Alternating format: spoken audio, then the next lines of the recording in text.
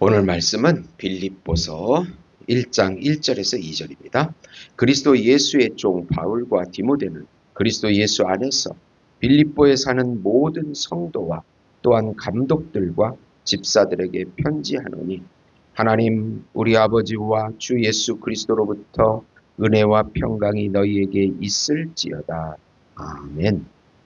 오늘부터 빌립보서를 강의하겠습니다. 예수님의 자유로운 종으로 살자라는 제목으로 은혜를 나누고자 합니다. 사랑하는 성도 여러분, 오늘날 시대정신 가운데 가장 강한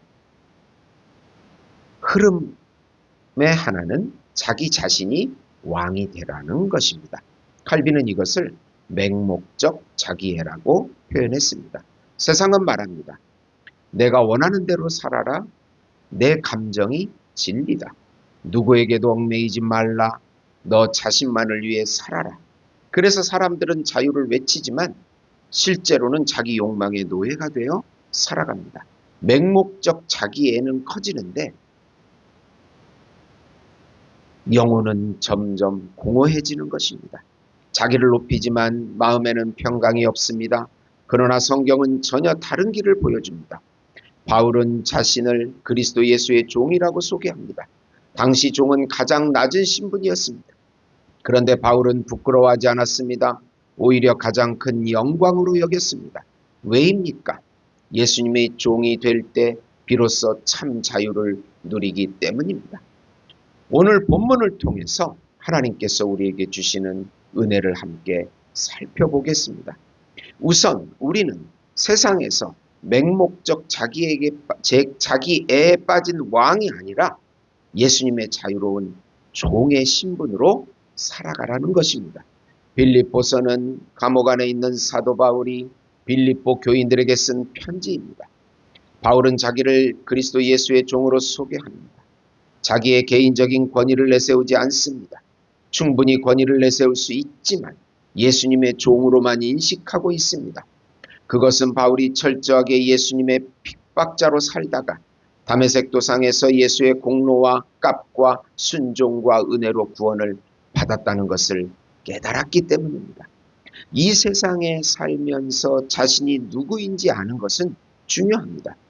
지금은 제가 어릴 적보다 너무 부유하고 지식과 문화가 넘치는 시대에 살고 있습니다. 사람들은 자신이 중요하고 자신의 인생을 즐기고 살기를 원합니다. 누구나 잘 먹고 잘 누리고 싶어 합니다. 그래서 모든 종교는 기복적인 면이 강하게 나타납니다. 그런데 누가 예수님의 종으로 아프리카 오지에 가서 선교사로 살기를 원할까요? 종은 주인의 말에 철저하게 순종해야 합니다. 자신의 주인이 어떤 분인지를 정확하게 알면 우리는 종이 되어 순종할 수 있습니다. 우리가 예수의 종이 되지 못하는 것은 예수님의 가치를 알지 못하기 때문입니다. 바울이 예수의 종이 된 것은 예수님이 주인이시고 왕이신 빌립보 공동체의 종처럼 순종하겠다는 의미도 됩니다. 우리는 예수님이 왕이신 교회 공동체에 철저하게 순종해야 합니다. 바울의 모든 서신은 교회를 향하여 쓰여진 하나님의 말씀입니다. 교회는 예수 생명 공동체입니다. 구원의 공동체임을 잊으시면 안 됩니다. 좀 더 구체적으로 살펴보면 바울은 자신을 소개하면서 사도라는 직분을 말하지 않았습니다. 학문이나 업적도 말하지 않았습니다. 그는 가장 먼저 이렇게 말합니다.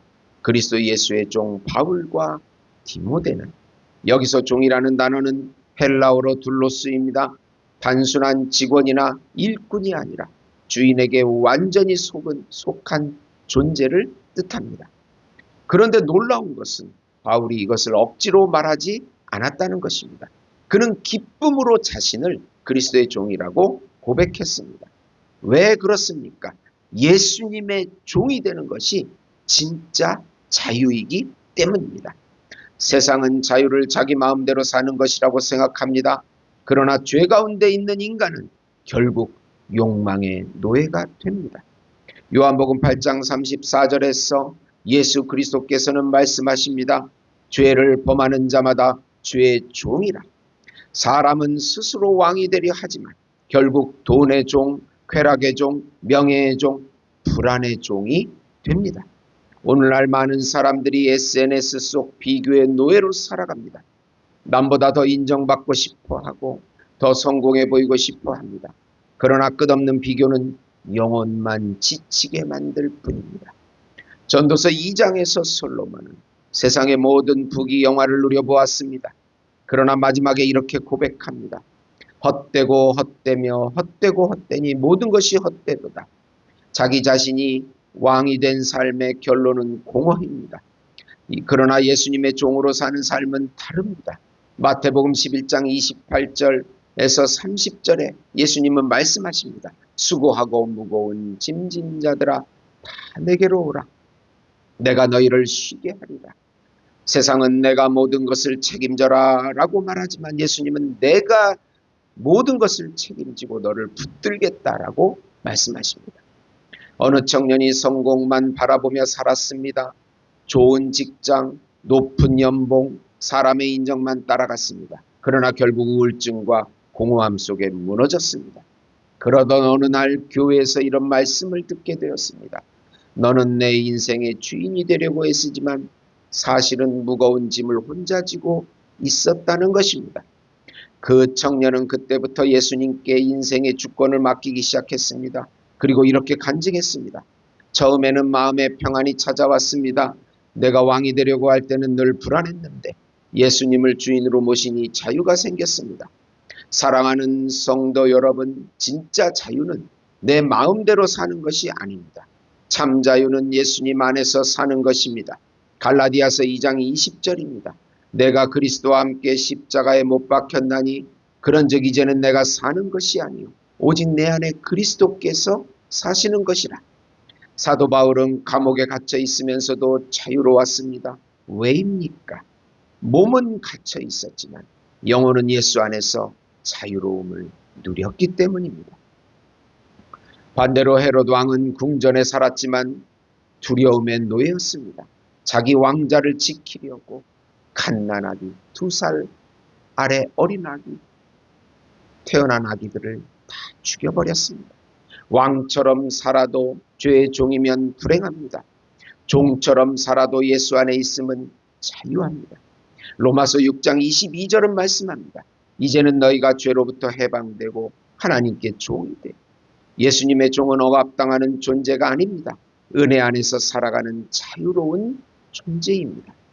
두 번째로 하나님 아버지와 주 예수에게만 은혜와 평강이 온다는 사실을 기억해야 합니다. 2절입니다. 참으로 요즘 세상은 은혜와 평강이 없습니다. 세상은 부유해지고 찬란해 보이지만 사람들의 영혼은 고갈되고 수많은 정신질환이 나타나고 있습니다.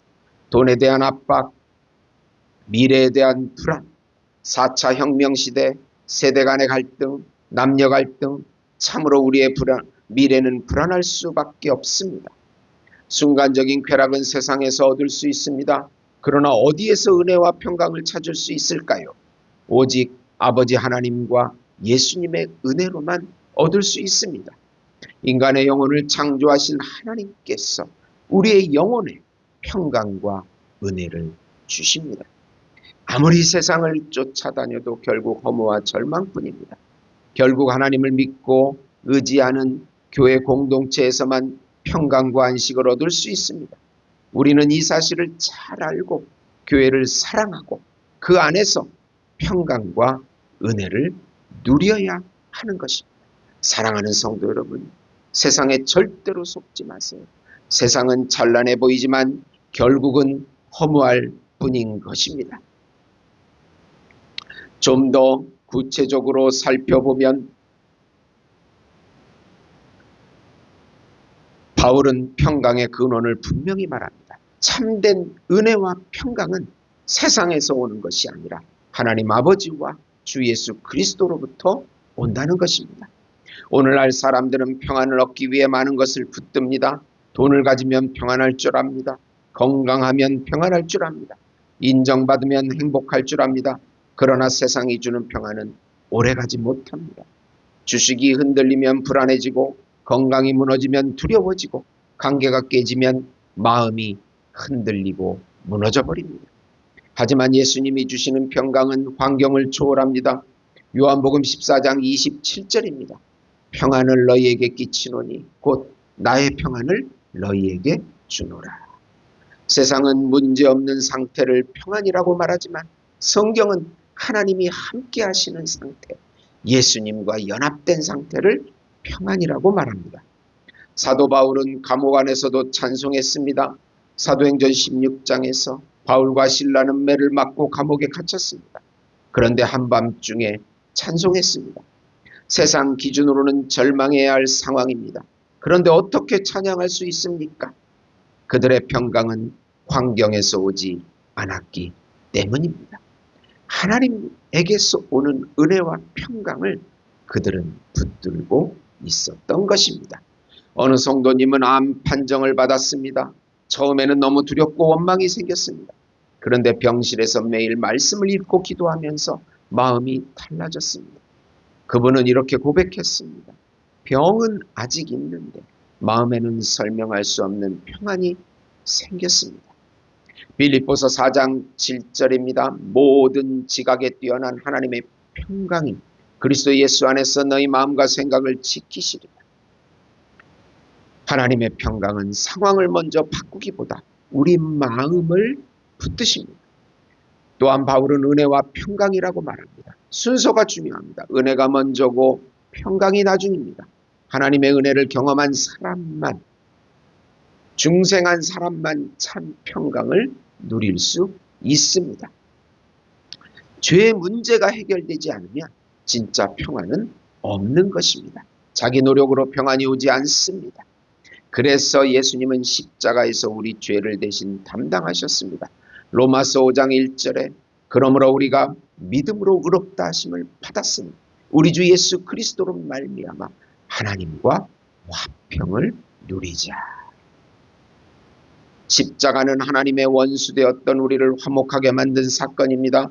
탕자의 비유를 보십시오. 아버지 집을 떠났을 때 자유로운 줄 알았습니다. 그러나 결국 돼지우리에서 비참하게 무너졌습니다. 하지만 아버지께 돌아왔을 때 비로소 참된 평안과 회복을 누렸습니다. 우리 영혼도 마찬가지입니다. 하나님을 떠나면 방황할 수밖에 없습니다. 그러나 하나님께 돌아갈 때 은혜와 평강이 임합니다.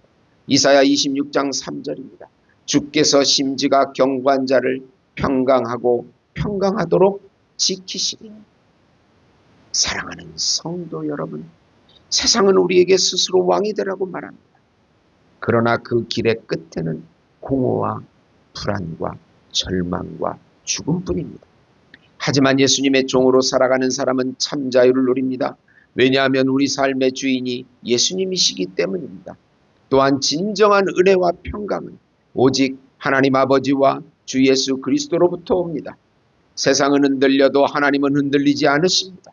그러므로 오늘도 자기 자신이 왕이 되려는 삶을 내려놓고 예수 그리스도를 삶의 주인으로 왕으로 모시며 살아가시기를 바랍니다. 그때 광야 같은 세상에서도 하늘의 자유와 평강을 누리게 될 것입니다. 이 모든 축복을 받아 누리시는 우리 예수 목장교회 성도 여러분이 되시기를 예수님의 이름으로 축원드립니다. 하나님 아버지, 점점 더 영혼이 강팍해지고 우울해지고 불안해지는 상황이 되었습니다. 하나님, 어디 세상에서 평강과 안식을 얻으려 하지만 전혀 없음을 깨닫게 됩니다. 오히려 절망과 좌절과 우울과 공허함이 우리를 지배할 뿐입니다. 예수님 안에서 평강과 안식을 누리게 해주시옵소서. 우리나라를 불쌍히 여겨주시고 교회를 불쌍히 여겨주시고 은혜를 부어주시고 우리 성도들의 가정을 지켜주시옵소서. 남아공 예수목장교회 위에 축복 내려주셔서 많은 영혼을 구원하는 교회가 세워지게 해주시옵소서. 예수님의 이름으로 기도드립니다. 아멘.